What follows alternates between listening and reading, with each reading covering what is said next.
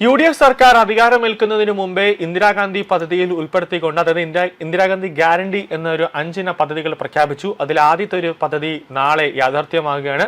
അതിൽ VD സതീശൻ സർക്കാർ പേരിട്ടിരിക്കുന്നത് പ്രിയദർശിനി എന്നാണ്. അതായത് KSRTC ബസ്സുകളിൽ സ്ത്രീകൾക്ക് സൗജന്യ യാത്ര നാളെ മുതൽ തുടക്കമാകുകയാണ്.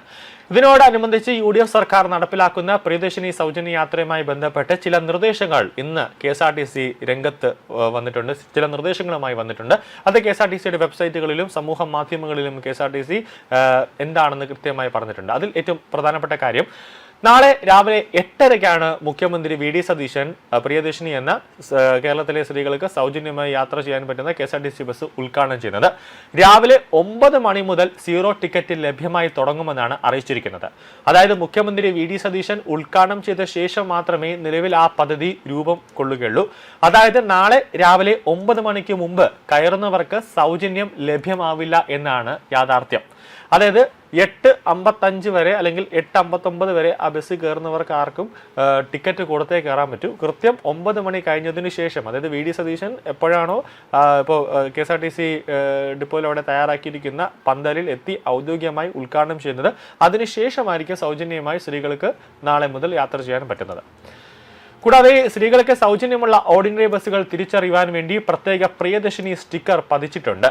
KSRTCയുടെ ഔദ്യോഗിക വെബ്സൈറ്റിൽ ഇത് സംബന്ധിച്ച വിവരങ്ങൾ നൽകിയിട്ടുണ്ട്. ഇതുമായി ബന്ധപ്പെട്ട് ഒരു ഫേസ്ബുക്ക് പോസ്റ്റ് പങ്കുവച്ചിട്ടുണ്ട്. ഫേസ്ബുക്ക് പോസ്റ്റിൽ പറയുന്നത് ഇങ്ങനെയാണ്: ജൂൺ 15-ന് രാവിലെ 8:30-ക്ക് മുഖ്യമന്ത്രി ഉദ്ഘാടനം നിർവഹിച്ച ശേഷം രാവിലെ 9 മണി മുതൽ 0 ടിക്കറ്റ് ലഭ്യമായി തുടങ്ങും.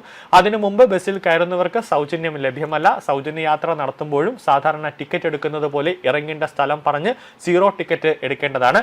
ഏതെങ്കിലും സാഹചര്യത്തിൽ ടിക്കറ്റ് എടുത്ത സ്ഥലം കഴിഞ്ഞാണ് ഇറങ്ങേണ്ടതെങ്കിലും ടിക്കറ്റ് എടുത്ത സ്റ്റോപ്പിന് മുമ്പേ ഇറങ്ങണമെങ്കിലും ആ വിവരം കണ്ടക്ടറെ അറിയിക്കണം.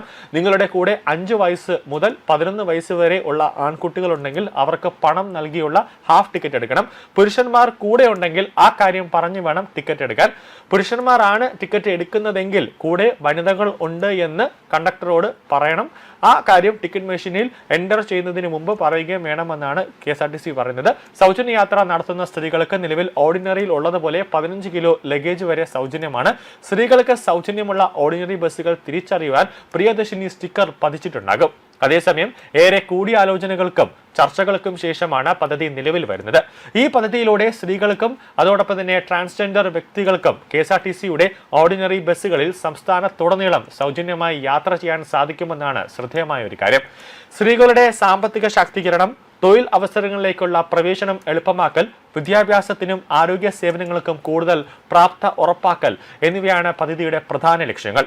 പദ്ധതിയുടെ ആനുകൂല്യം ലഭിക്കാൻ പ്രത്യേക രജിസ്ട്രേഷനോ അപേക്ഷയോ ഒരു നടപടികളോ ആവശ്യമില്ല എന്നതാണ് മറ്റൊരു പ്രത്യേകത. ബസ്സിൽ കയറുന്ന സ്ത്രീകളും ട്രാൻസ്ജെൻഡർ യാത്രക്കാരും കണ്ടക്ടറിൽ നിന്ന് 0 ഫെയർ ടിക്കറ്റ് വാങ്ങിയാൽ മാത്രം മതിയാകും. യാത്രയുമായി ബന്ധപ്പെട്ടും അതോടൊപ്പം തന്നെ സർക്കാർ നൽകുന്ന സബ്സിഡിയുടെ കണക്കെടുപ്പിനുമായി ടിക്കറ്റ് നിർബന്ധമാണ്. കൂടാതെ എന്തുകൊണ്ടാണ് ടിക്കറ്റ് എടുക്കണമെന്ന് പറഞ്ഞു കഴിഞ്ഞാൽ KSRTCയിൽ ഒരു നിയമമുണ്ട്. ടിക്കറ്റ് എടുക്കാതെ യാത്ര ചെയ്തു കഴിഞ്ഞാൽ 500 രൂപ പെറ്റിയാണ്. അപ്പോൾ KSRTCയിൽ ടിക്കറ്റ് ചക്കർമാർ കയറിക്കഴിഞ്ഞ സമയത്ത് സ്ത്രീകൾക്ക് ടിക്കറ്റ് ഇല്ല എന്നുണ്ടെങ്കിൽ 500 രൂപ പെറ്റി അടക്കും. ഇനിയിപ്പോൾ സൗജന്യ യാത്രയാണ് എന്ന് പറഞ്ഞാലും കാര്യമില്ല. ആ നിർബന്ധമായി KSRTC തന്ന ടിക്കറ്റ് കൈവശം ഉണ്ടായിരിക്കണം. പ്രായപരിധിയോ വരുമാന പരിധിയോ ഇല്ലാതെ എല്ലാ സ്ത്രീകൾക്കും ഈ സൗകര്യം ലഭിക്കും. എന്നാൽ നിലവിൽ എല്ലാ ബസ്സുകളിലും ഇത് ലഭ്യമാകുകയില്ല എന്നതാണ് ഏറ്റവും പ്രധാനപ്പെട്ട കാര്യം. ആദ്യഘട്ടത്തിൽ ഓർഡിനറി ബസ്സുകളിലാണ് പദ്ധതി നടപ്പാക്കുന്നത്. City fast, fast passenger, super fast, super express, deluxe എന്നീ സർവീസുകൾ, ഉത്സവ സ്പെഷ്യൽ സർവീസുകൾ, ചാർട്ടേഡ് സർവീസുകൾ എന്നിവയിൽ സൗജന്യ യാത്ര ലഭിക്കില്ല. ആദ്യഘട്ടത്തിൽ ഓർഡിനറി സർവീസുകളെ മാത്രം ഉൾപ്പെടുത്തി നടപ്പാക്കുമ്പോൾ പ്രതിമാസം എത്ര കോടി രൂപ ഒരു ബാധ്യത സർക്കാരിന് അല്ലെങ്കിൽ KSRTCക്ക് ഉണ്ടാകും എന്ന് കണക്കാക്കാനാണ് ഇപ്പോൾ ഈ ഒരു ഓർഡിനറിയിൽ മാത്രം ഇപ്പോൾ കൊണ്ടുവരുന്നത്. ഇപ്പോൾ ഏകദേശം KSRTCയുടെ മുന്നിൽ ഓർഡിനറിയിൽ മാത്രം സ്ത്രീകൾക്ക് സൗജന്യ യാത്ര നടപ്പിലാക്കുമ്പോൾ ഒരു പ്രതിമാസം 70 കോടിയുടെ ബാധ്യത ഉണ്ടാകുമെന്ന ഒരു എസ്റ്റിമേറ്റ് കണക്ക് സർക്കാരിനുണ്ട്.